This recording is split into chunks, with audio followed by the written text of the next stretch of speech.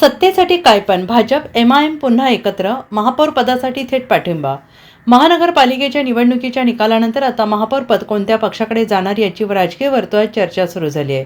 कारण काही ठिकाणी राजकीय पक्षांना बहुमताचा आकडा गाठता आलेला नाही, त्यामुळे तिथे इतर पक्षांची मदत घेऊन सत्ता स्थापन करावी लागणार आहे। या दृष्टीने अमरावती महानगरपालिकेमध्ये देखील वेगानं राजकीय घडामोडी घडत आहेत। एमआयएमच्या नगरसेविका मीराबाई कांबळे यांनी पक्षाच्या विरोधात जाऊन भाजपच्या महापौर पदाच्या उमेदवाराला मतदान केले, त्यामुळे त्यांना पक्षातून निष्कासित करण्याचा निर्णय घेतल्याची माहिती एमआयएमच्या गटनेत्यांनी दिली आहे। एमआयएमच्या नगरसेविका मीराबाई कांबळे यांनी पक्षाच्या विरोधात जाऊन भाजपच्या महापौर पदाच्या उमेदवाराला मतदान केल्यामुळे त्यांना पक्षातून निष्कासित करण्याचा निर्णय आम्ही घेतला आहे।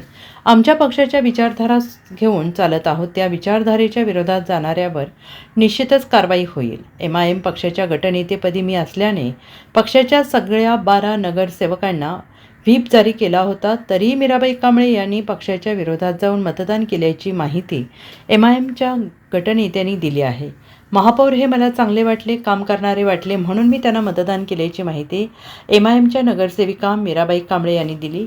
मी माझे विचार मांडूनच मतदान केले, मला पक्षाने नाही सांगितले, पण मला महापौर पदाचे उमेदवार हे चांगले वाटले, विकास करणारे वाटले, म्हणून मी मतदान केल्याचं माहिती मीराबाई कांबळे यांनी दिली।